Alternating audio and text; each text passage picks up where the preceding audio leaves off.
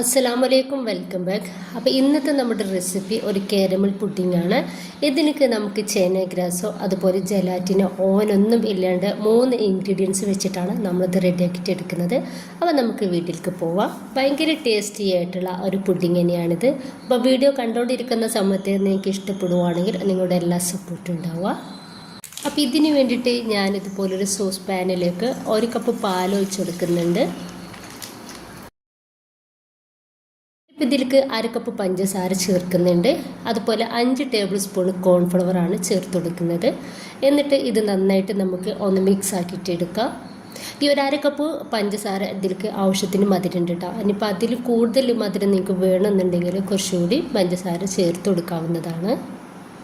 ഇനിയിപ്പോൾ ഇതിലേക്ക് 1 teaspoon vanilla essence ആണ്. വാനില എസൻസ് നിങ്ങളുടെ കയ്യിലില്ലെങ്കിൽ നമുക്ക് ഏലക്കായ പൊടിച്ചതും 1 ടീസ്പൂൺ ചേർത്ത് കൊടുക്കാം.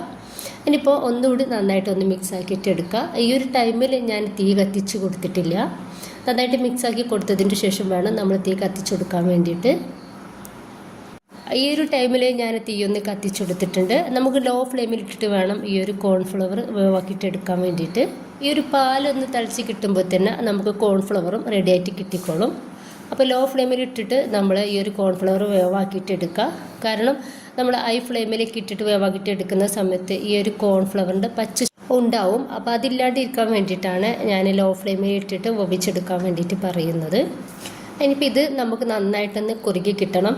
ഈ ഒരു പാല് തിളക്കുമ്പോൾ തന്നെ കോൺഫ്ലവർ വേവായിട്ട് കിട്ടിക്കോളും. പിന്നെ വീണ്ടും ഒരു 2-3 മിനിറ്റ് നമുക്ക് ഇതൊന്ന് തീയിൽ വെച്ചിട്ട് കുറുക്കിയിട്ടെടുത്താൽ മാത്രം മതി. അപ്പോൾ ഇത്രയും മതി. അതിനിപ്പോൾ ഈ ഒരു സമയം കൊണ്ട് തന്നെ നമുക്ക് കുറച്ച് പഞ്ചസാര ഒന്ന് കാരമൽ ചെയ്തെടുക്കണം. ഗ്യാസ് ഓഫ് ചെയ്യേണ്ട, ചെറിയ തീയിൽ അവിടെ കത്തിക്കോട്ടെ.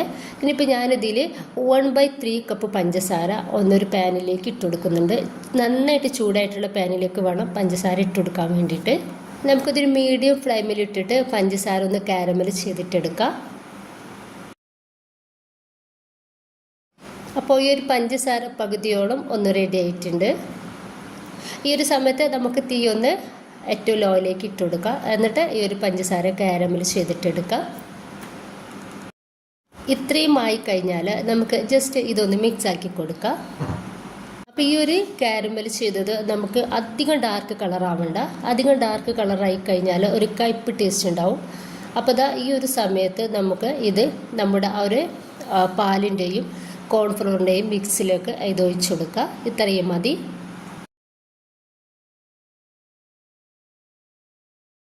ഇനിയിപ്പോൾ നമുക്ക് ഇത് നന്നായിട്ട് ഒന്ന് മിക്സ് ആക്കി കൊടുക്കുക.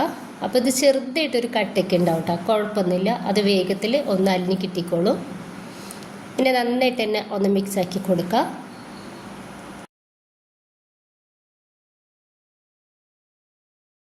അപ്പോൾ ഇത്രയും ആയിക്കഴിഞ്ഞാൽ നമുക്ക് ഗ്യാസ് ഒന്ന് ഓഫ് ചെയ്യാം. നമ്മുടെ കാരമൽ പുഡിംഗ് ഒന്ന് റെഡി ആയിട്ടുണ്ട്. ഇനിയിപ്പോൾ നമ്മൾ ഇത് പൊട്ടുന്ന ഗ്ലാസ്സിലേക്ക് ഒന്ന് ഒഴിച്ചു കൊടുക്കുകയാണ്. ഇതിന് നമുക്ക് മോൾഡോ അതുപോലെ തന്നെ പുഡിംഗ് ട്രേയോ ഒന്നും നമുക്ക് ആവശ്യമില്ല. ഇനിയിപ്പോൾ ഞാനിത് കയ്യിൽ വെച്ചിട്ട് തന്നെ ഇതുപോലെ ഗ്ലാസ്സിലേക്ക് ഒഴിച്ചെടുക്കുന്നുണ്ട്.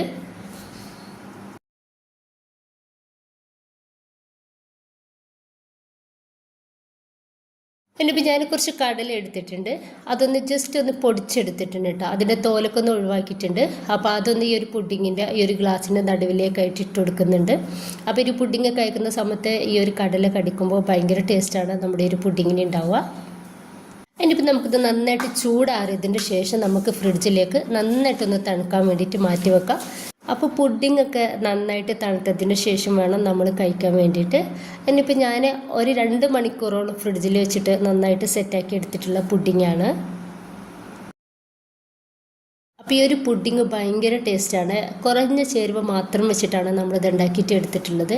അപ്പോൾ നമ്മൾ വീട്ടിൽ വിരുന്നുകാരൊക്കെ വരുന്ന സമയത്ത് നമുക്ക് വേഗത്തിൽ ഉണ്ടാക്കിയിട്ട് കൊടുക്കാൻ വേണ്ടിയിട്ട് പറ്റും.